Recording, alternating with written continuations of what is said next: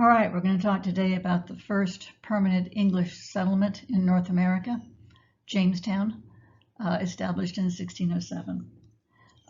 Jamestown and the Virginia colony, of which it will be a part of, was established for economic reasons.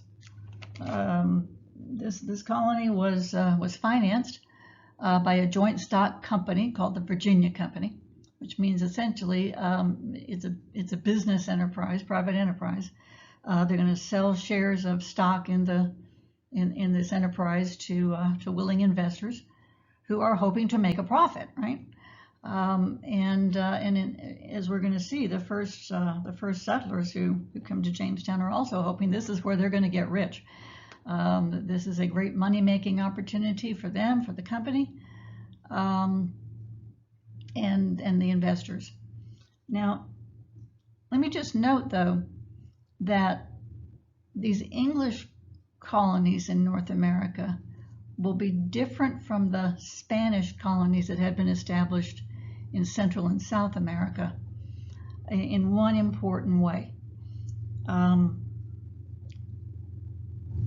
Spanish colonies had been funded by the crown, by the government, and thus governed by the Spanish government.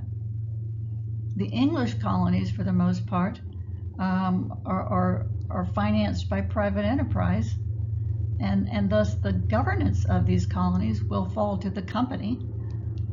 Far, far away in London, governance really fell to the people of the colonies. So let us just note, first thing, self-government is going to be a hallmark of every English colony in North America, from the beginning all the way up to the Revolution. The people are going to make their own laws and govern themselves. All right, so in December of 1606, the joint stock company, the Virginia Company, sent 3 small ships off to North America for another attempt at colonizing for England in North America. And as we've already noted, all the earlier attempts beginning in the 1680s had failed. The 1580s, they'd all failed. So for December 1606, 3 small ships are sent off to North America. Those 3 ships are barely able really to hold all of the 144 men and boys on board this ship. It's all men and boys, no women. And they begin their crossing in the middle of winter, December. That's not the best time of year to take a sailboat across the North Atlantic. The North Atlantic is extremely stormy, very rough. This is a dangerous journey.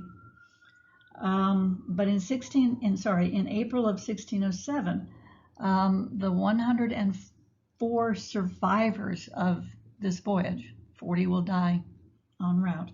The 104 survivors arrived in the Chesapeake Bay region of the area that was known as Virginia, after the so-called Virgin Queen Elizabeth. They spent a month or so exploring the rivers of the bay and settled in May of 1607 on a spot here in an island on the James River, as they called it, and they will call their settlement Jamestown, both to honor the King of England, James I. Now, these colonists are optimistic. One of the colonists wrote that this little island here, Jamestown, is a very fit place for the erecting of a great city. But in reality, it was a pretty crummy spot when you got right down to it. That little island on the James River is low and swampy and attracted tons and tons of mosquitoes. But here it is. This is where they start, Jamestown. And the colony will survive, but just barely. For the first 17 years of the existence of Jamestown, we are going to see disaster after disaster for those who lived there and for those who financed it. You see here the sketch of the fort of Jamestown, the original settlement established in 1607, and there are of course Native Americans living nearby. This is a reconstructed village of the Pohatan tribe, the tribe closest to Jamestown. But as I noted, Jamestown is going to be tough going for the first years. Death is everywhere. 4 out of 5 of the original colonists are going to die of disease, mostly malaria in the first couple of years of this colony's existence. That the settlement and the colony survived at all is a tribute to the persistence, or maybe we should just say stubbornness, of its leaders and its financiers. So let's take a look at the first couple of years of this colony. The first settlers who arrived in 1607 were not farmers. They were not laborers. They were not workers. Again, they're all men. They're adventurers. They're soldiers. They're second sons of aristocrats who aren't going to inherit a title. They came for the adventure of it all. They came to make money. They came hoping that this was their chance to get rich. In some ways, they had nothing to lose in coming to America.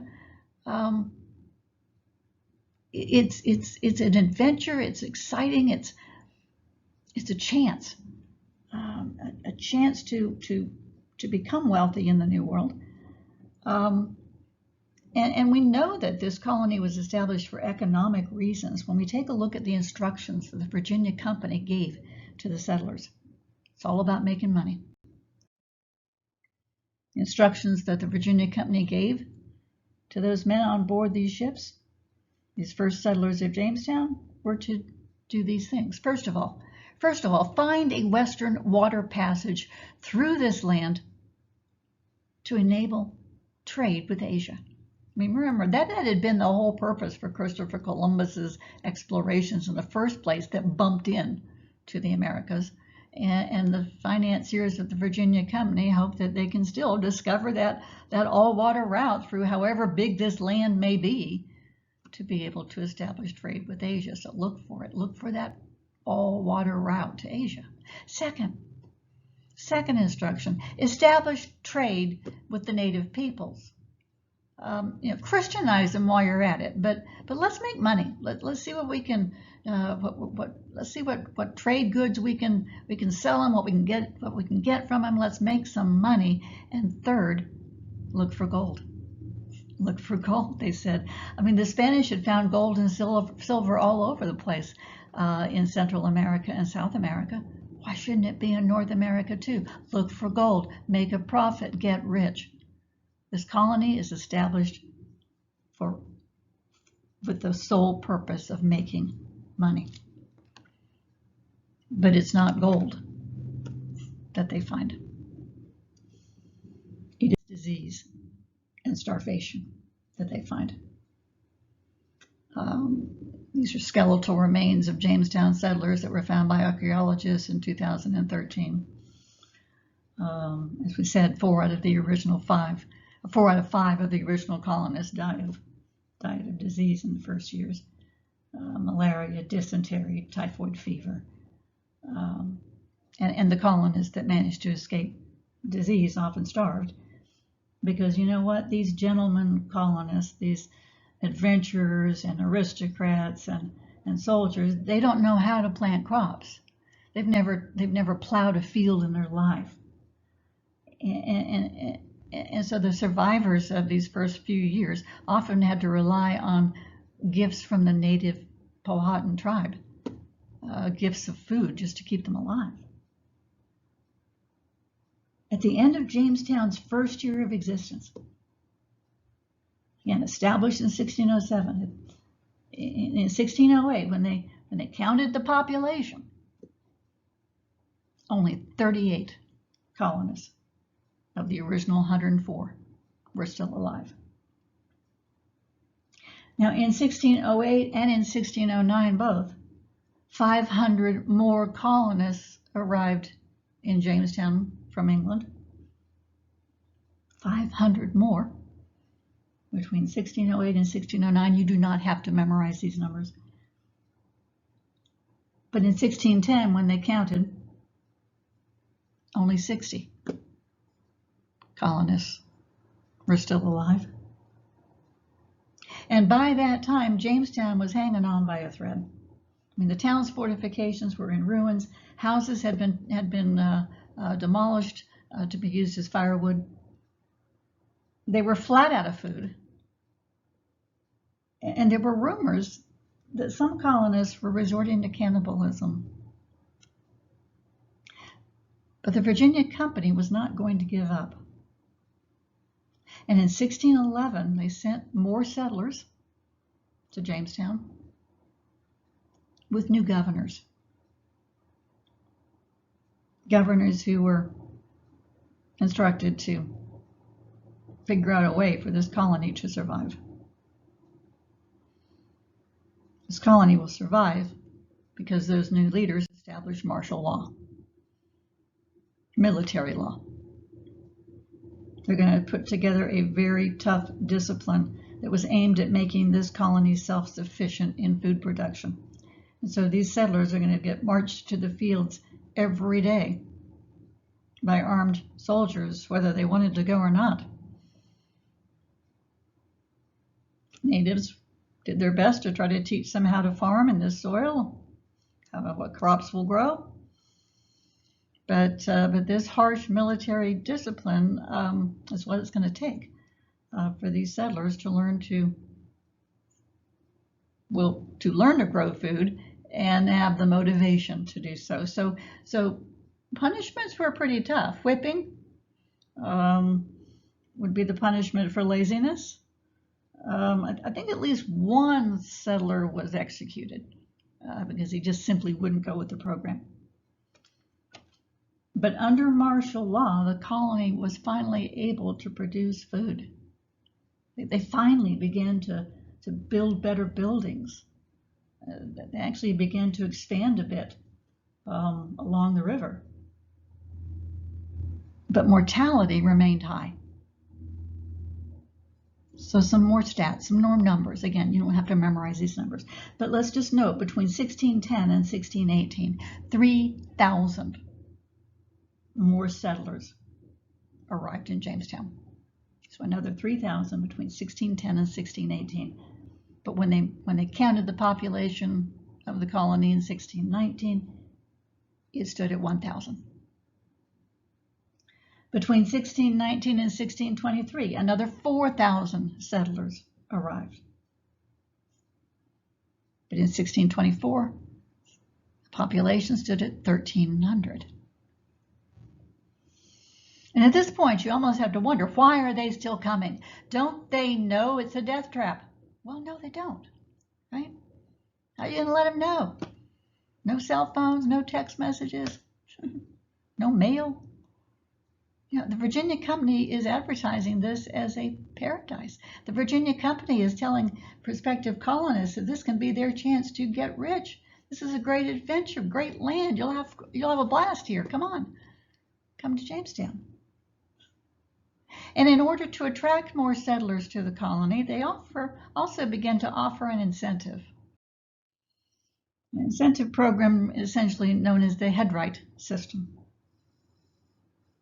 So for everyone who comes to Virginia and pays their own way, buys their own ticket in a sense, they're going to get 50 acres of land free and clear from the company. And they're going to get 50 more acres for every person who they pay for to come to Jamestown. Maybe they're family members, workers, servants, eventually slaves.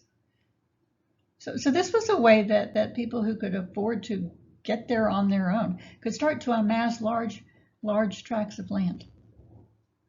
Headright system. This will attract a lot of settlers to the colony. But But I guarantee you that if Virginia had not found a way to make some decent money, their backers would have given up on them. Because the purpose of financing this colony in the first place was to make money, make a profit for the investors. So what really saves this colony is tobacco. Tobacco. Now, tobacco was a plant that was native to the New World. And in fact, Columbus had actually taken some tobacco plants back to Spain with him on his first couple of voyages. And over the next century, in the 1500s, Europeans began to smoke the weed. Right? They called it drinking tobacco smoke, but the habit had spread throughout Europe in the 1500s. So there was a Virginia colonist who thought perhaps tobacco would grow in Virginia. Maybe this Caribbean plant could take root in Virginia soil and make some money for the colonists. John Rolfe was his name. John Rolfe introduced tobacco to the colony in 1612. He planted a few plants in his yard, as it were, and he found that it grew really well. And he shipped several barrels of tobacco to England and found that there was an eager market for tobacco. Again, Europeans wanted tobacco, and if Virginia could plant enough of it and grow enough of it, they could make some money. So let us note that in 1617, just 5 years after Rolfe first planted tobacco in Jamestown, Virginia will export 10 tons of tobacco to England. And in 1618, they're going to export 25 tons. And so it did not take long for almost every inch of cleared land in Jamestown to be planted with tobacco. The streets and the cattle pens were choked with tobacco. Food production decreased a bit because these colonists, instead of growing food, sometimes just grew tobacco. And as a result, the original site of Jamestown, the little island in the James River, became almost completely deserted as the Jamestown colonists began to move further and further onto the mainland in search of more and better tobacco growing space. Now, this created a bit of a problem because while that colony was small and pretty much confined to the original island, the colonists could meet easily and govern themselves, pass laws in what we would consider to be town meetings. But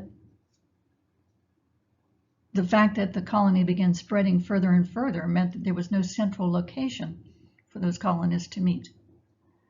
And so martial law in 1619 gave way to elected legislatures in Virginia. In 1619, the Virginia House of Burgesses was created. Think of it as a legislature, kind of like Congress. Each area of Jamestown would select a representative to meet and create laws for the colony. So self-government, right? Self-government as we know it, established in Jamestown in 1619.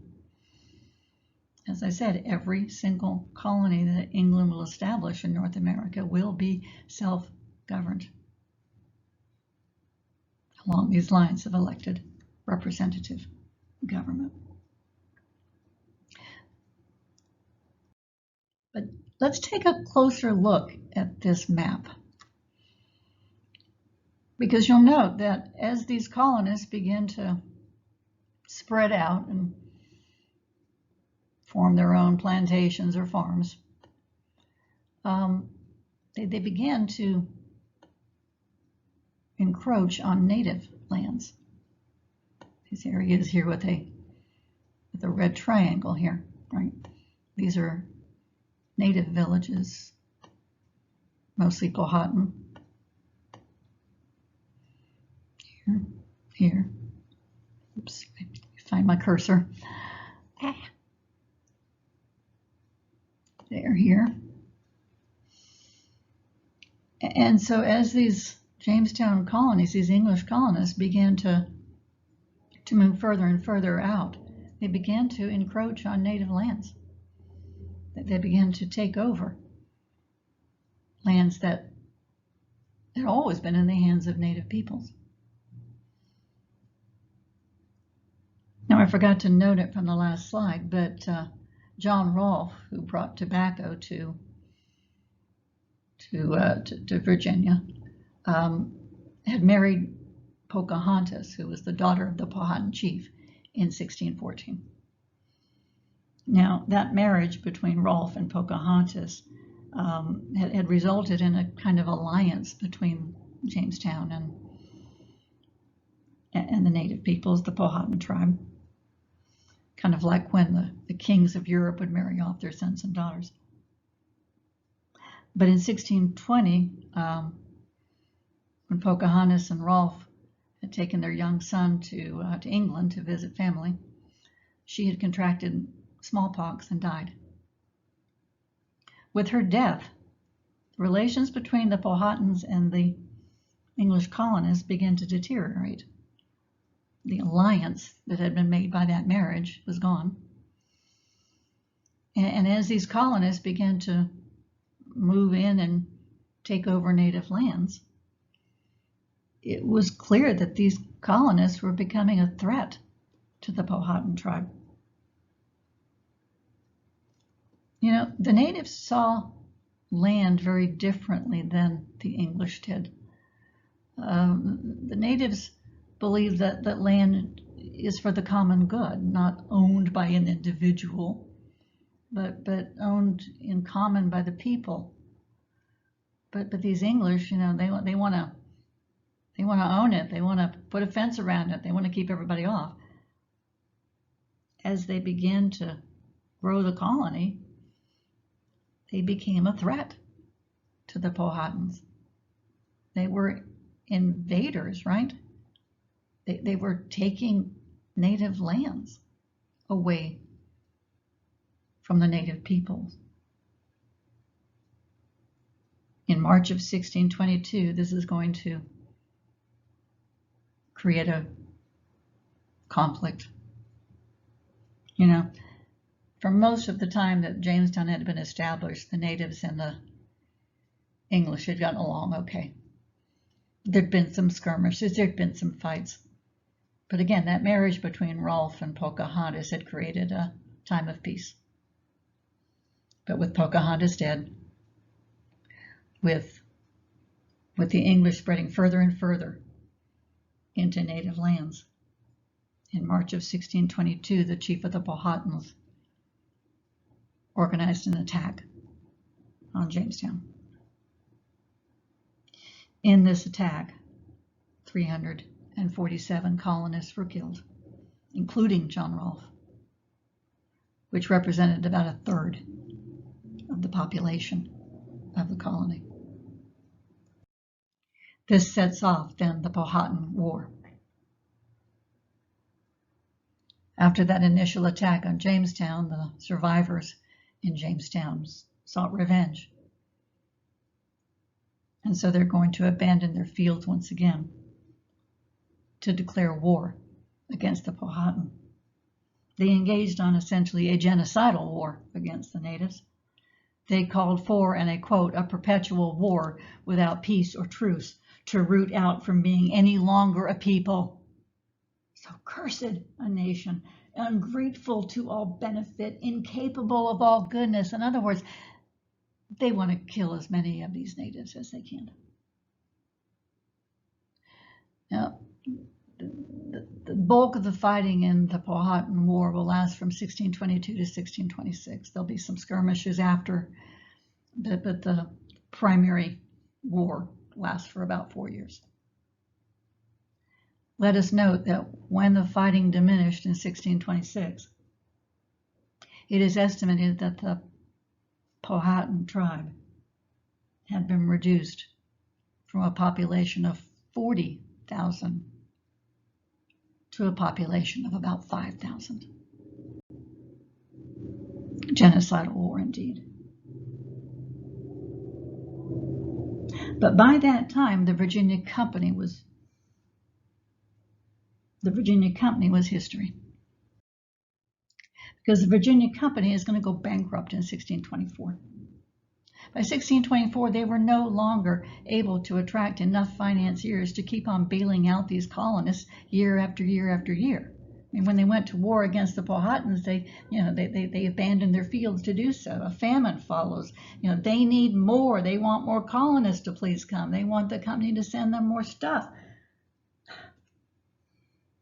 By 1624, the Virginia Company just can't hack it anymore. They were no longer willing to keep bailing these colonists out year after year and time after time. So the company declared bankruptcy in 1624. The colony became a royal colony. And let us note, from the time of the establishment of Jamestown in 1607 until that bankruptcy in 1624, about 8,500 colonists had come to Virginia. 17 years, 8,500 colonists had come to Virginia. But the population in 1624, when the company went bankrupt, was 1,300. All right, the Virginia Company goes bankrupt. But in a larger sense, it was a success. Because one, the Virginia Company did what no other English man had been able to do. They opened North America to English settlement. They had planted settlers on the continent, and the settlement had survived. Just barely in some ways, and at a terrific loss of life, both to the English and to the native peoples. But Jamestown, the Virginia colony, did survive. And second, they're a success because they instituted the practice of colonial self-government. That House of Burgesses, that legislature that convened in 1619, it will continue. Even after Virginia became a royal colony, self-government will be the rule in every single English colony in North America. Now, we should note that Virginia will also establish slavery in the English colonies of North America. We'll talk about that next week. But we finally now have the English establishing a presence in North America. Topic 2 will take us to another colony, Massachusetts Bay Colony. Actually, 2 colonies that eventually combined, Plymouth and Massachusetts Bay. Virginia is an example of colonies that were established for economic reasons. Plymouth and Massachusetts are examples of colonies that were established for religious motivations. So with this, I end with Jamestown. If you have any questions, again, please feel free to go back through the presentation, email, ask questions. Take care. See you later.